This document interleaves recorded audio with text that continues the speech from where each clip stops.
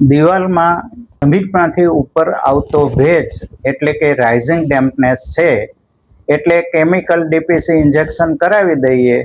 પણ ઇન્જેક્શન ખરેખર દિવાલમાં ક્યાં રાખવું? શું જમીનથી 6 ઇંચ ઉપર? શું પ્લિન્થ લેવલ પર? શું ઈંટોની વચ્ચે? અને દરેક દિવાલમાં ઇન્જેક્શનનું લેવલ એકસરખું હોય છે? તો જવાબ છે ના. કેમિકલ ડીપીસી ઇન્જેક્શનનું સ્થાન ખોટું પસંદ કરવામાં આવે તો મોંઘું કામ કરાવ્યા પછી પણ ભેજની સમસ્યા ચાલુ રહે છે.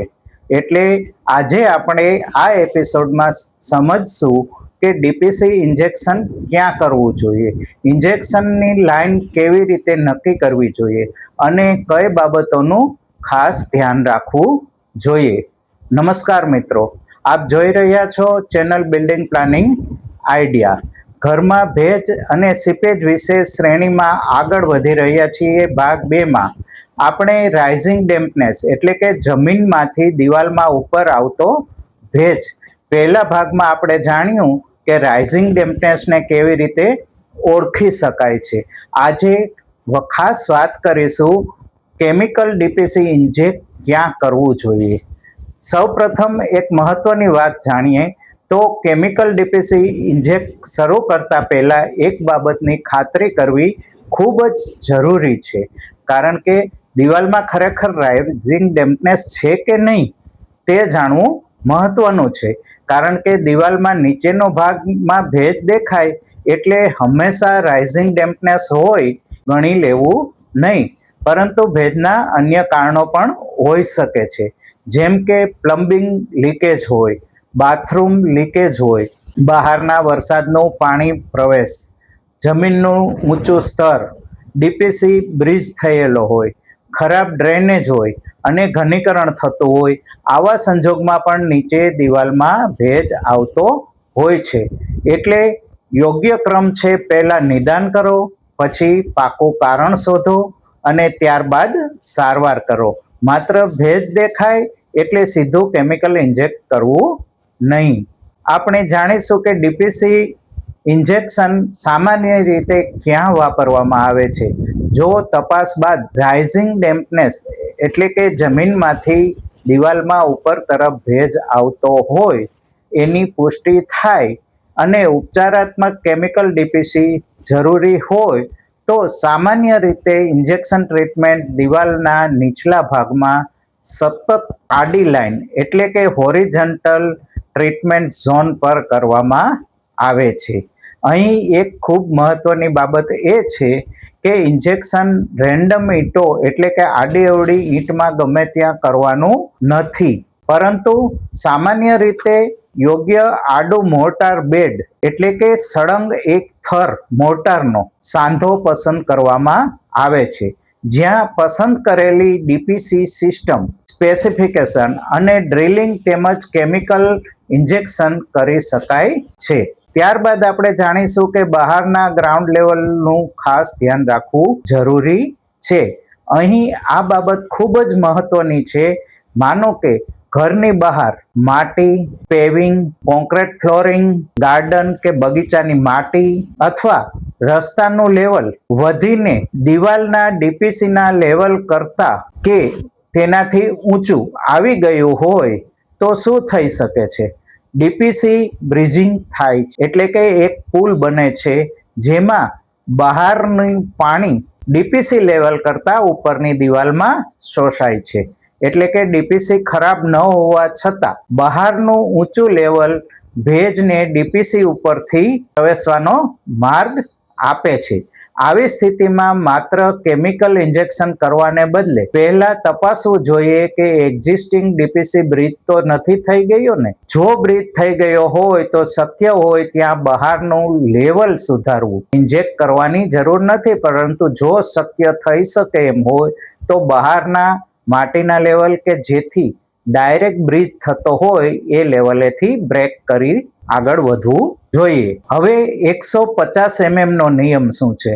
આ એક સામાન્ય રીતે પૂછાતો પ્રશ્ન છે દરેક જગ્યાએથી. એ જ પ્રશ્ન પૂછાય છે કે ડીપીસી ઇન્જેક્શન જમીનથી કેટલું ઉપર કરવું જોઈએ. અહીં એક સામાન્ય માર્ગદર્શક સિદ્ધાંત તરીકે ઘણા બિલ્ડિંગ પ્રેક્ટિસમાં ડીપીસીને બહારના ફિનિશિંગ ગ્રાઉન્ડ લેવલથી આશરે 150 મિલીમીટર અથવા તો તેથી ઉપર રાખવાની વાત કરવામાં આવે છે. પરંતુ મિત્રો, આને દરેક મકાન માટે ચોક્કસ નિયમ ન માનવો. રેમેડિયલ કેમિકલ ડીપીસી માં ચોક્કસ ઇન્જેક્ટ લાઇન નક્કી કરતી વખતે ધ્યાનમાં લેવાની બાબતો જોઈએ. પહેલા તો એક્ઝિસ્ટિંગ ડીપીસી ક્યાં છે, બહારનું ગ્રાઉન્ડ લેવલ ક્યાં છે, ફ્લોર લેવલ ક્યાં છે, દિવાલની જાડાઈ કેટલી છે, મેશનરી કયા પ્રકારની છે, મોર્ટાર જોઈન્ટ ક્યાં છે, બહારના પેવિંગ ડીપીસી બ્રિજ કરે છે કે નહીં, પસંદ કરેલ કેમિકલ ડીપીસી સિસ્ટમ માટે મેન્યુફેક્ચરરનું સ્પેસિફિકેશન શું કહે છે.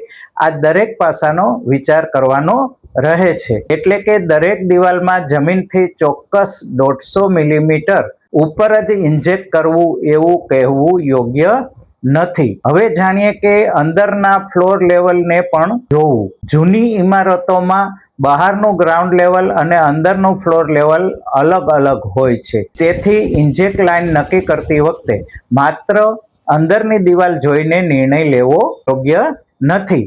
બહારનું લેવલ વત્તા અંદરનું ફ્લોર લેવલ અને એક્ઝિસ્ટિંગ ડીપીસી આ ત્રણેય બાબતોને ધ્યાનમાં લેવી ખૂબ જ જરૂરી છે. હવે મહત્વની વાત એ છે કે ઇન્જેક્શન લાઇન સતત એટલે કે સળંગ એક જ સરખી હોવી જોઈએ.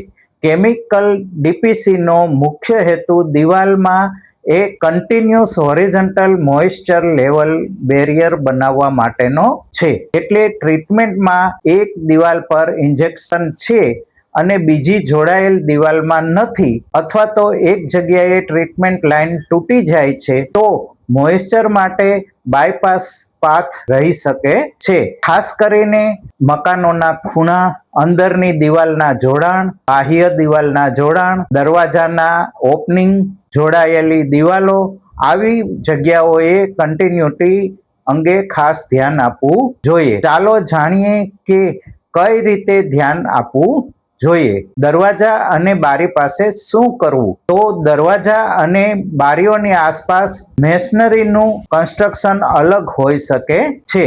એટલે કે ઇન્જેક્શન લાઇનને માત્ર એક સીધી લાઇન તરીકે જોવાને બદલે આખા અફેક્ટેડ વોલ સિસ્ટમ તરીકે જોવું ખૂબ જરૂરી છે. ખાસ કરીને જ્યાં બારણાનો ઉંબરો આવતો હોય, બારીની પાળી આવતી હોય, દિવાલનું જોડાણ આવતું હોય કે માળખાગત ખુલ્લો ભાગ આવતો હોય, ત્યાં સાઇટ કન્ડિશન પ્રમાણે ટ્રીટમેન્ટની ડિટેલ બદલાઈ શકે છે. હવે આપણે એ જાણીએ કે કઈ દિવાલમાં ઇન્જેક્શન સરળ અને કઈ દિવાલમાં મુશ્કેલ. હવે જુદી જુદી દિવાલો માટેની આપણે એ બાબતે વિસ્તારથી વાત કરીએ તો સોલિડ બ્રિક વોલ. સારી સ્થિતિની સોલિડ બ્રિક મેશનરીમાં યોગ્ય મોર્ટાર કોર્સ મળતો હોય તો કેમિકલ ડીપીસી ઇન્જેક્શન માટે વ્યવહારુ વિકલ્પ હોઈ શકે છે. પરંતુ હોલ સાઇઝ, ડેપ્થ અને સ્પેસિંગ પસંદ કરેલી સિસ્ટમ પ્રમાણે જ રાખવાની રહે છે. ત્યારબાદ છે કોન્ક્રીટ બ્લોક વોલ. કોન્ક્રીટના બ્લોકની દિવાલ હોય ત્યારે બ્લોકના પ્રકાર, અંદરની રચના તપાસવી ખૂબ જ જરૂરી બની જાય છે. જો બ્લોકમાં મોટા વોઇડ એટલે કે ખાંચા હોય તો કેમિકલ યોગ્ય રીતે મેશનરીમાં ફેલાશે નહીં. એટલે કે બ્રિક વોલ માટે સામાન્ય બ્રિક વોલની પદ્ધતિ બ્લોક માટે લાગુ પડશે નહીં. હવે ત્રીજું છે સ્ટોન રેન્ડમ રબર મેશનરી. અહીં વધુ સાવચેતીની જરૂર છે, કારણ કે આવી દિવાલમાં અનિયમિત પથ્થરો આવેલા હોય છે, તેમજ વચ્ચેના હોલ પણ વાટા મોટા હોય છે, અલગ અલગ મોર્ટાર જોઈન્ટ હોય છે, વધારે જાડાઈ હોય છે. આવી દિવાલોમાં કેમિકલ ડીપીસી ઇન્જેક્ટ માટે સામાન્ય બ્રિક વોલ કરતા અલગ રેમેડિયલ સ્ટ્રેટેજી જરૂરી બની શકે છે. ત્યારબાદની દિવાલ છે કેવિટી વોલ. કેવિટી વોલમાં એક કરતા વધુ લેફ હોઈ શકે છે. એટલે કે બંને લેફને ટ્રીટમેન્ટ આપવી જોઈએ કે નહીં, આ બાબત વોલ કન્સ્ટ્રક્શન તપાસ્યા પછી નક્કી કરવી જરૂરી બની જાય છે.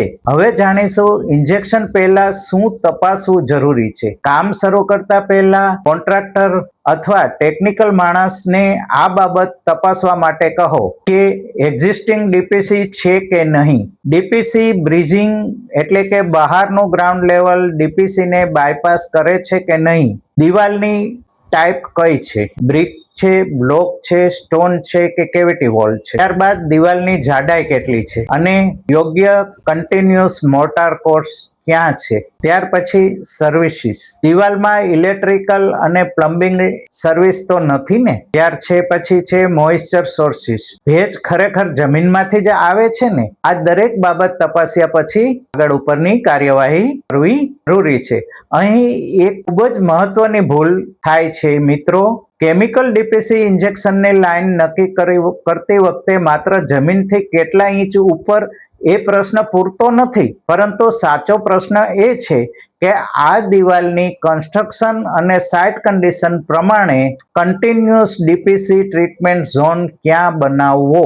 આ વિચારથી કામ કરશો તો ટ્રીટમેન્ટ વધુ વૈજ્ઞાનિક અને વ્યવહારુ બનશે. હવે જાણીશું કે ઇન્જેક્શન પછી શું કરવું. તો ઇન્જેક્શન કર્યા પછી તરત જ દિવાલ સંપૂર્ણ સૂકી થઈ જાય તેમ માનવું ન જોઈએ, કારણ કે દિવાલ પહેલેથી જ રહેલું મોઇસ્ચર બહાર નીકળવામાં સમય લાગી શકે છે.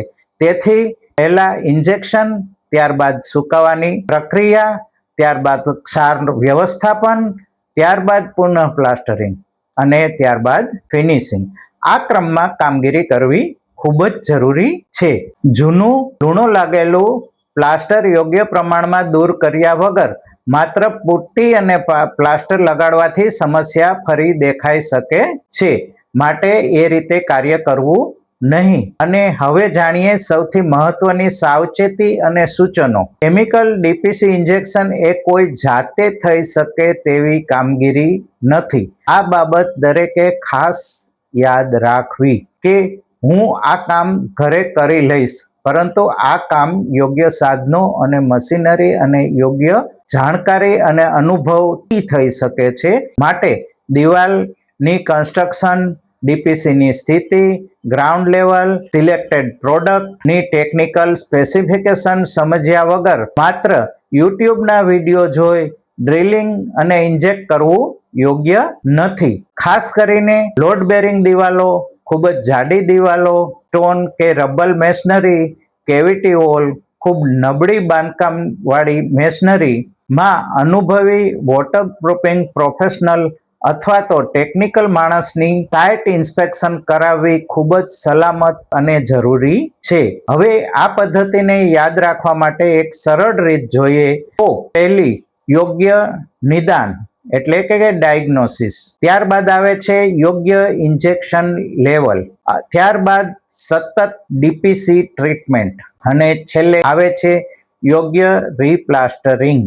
મિત્રો, ડીપીસી ઇન્જેક્શન માત્ર દિવાલમાં કેમિકલ નાખવાનું કામ નથી. સૌપ્રથમ રાઇઝિંગ ડેમ્પનેસ એટલે કે દિવાલમાં જમીનથી ઉપર ચડતા ભેજનું સાચું ડાયગ્નોસિસ કરવું ખૂબ જ જરૂરી છે. ત્યારબાદ એક્ઝિસ્ટિંગ ડીપીસીને બહારનું ગ્રાઉન્ડ લેવલ તપાસવું પણ જરૂરી છે. ત્યારબાદ દિવાલની રચના પ્રમાણે યોગ્ય ઇન્જેક્શન લાઇન પણ પસંદ કરવી જરૂરી છે અને સિલેક્ટેડ સિસ્ટમના સ્પેસિફિકેશન પ્રમાણે ડ્રિલિંગ અને કેમિકલ એપ્લિકેશન કરવું. યાદ રાખજો મિત્રો, જો ઇન્જેક્શનનું સ્થાન ખોટું હશે તો સારું કેમિકલ પણ સંપૂર્ણ પરિણામ આપી શકશે નહીં. હવે આપણે જાણીએ કે આગામી આ પછીના સિરીઝના ભાગ 3માં જાણીશું કે ઇન્જેક્શન હોલ કેટલા અંતરે કરવા, હોલની ઊંડાઈ, ડાયામીટર કેટલું રાખવું, કયું કેમિકલ પસંદ કરવું અને ઇન્જેક્શનની સંપૂર્ણ પ્રક્રિયા કેવી રીતે કરવી. આ દરેક બાબતોના પાસા વિશે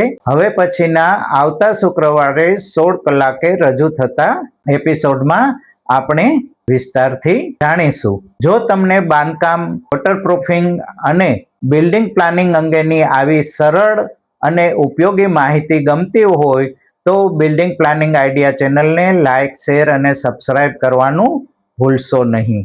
ધન્યવાદ.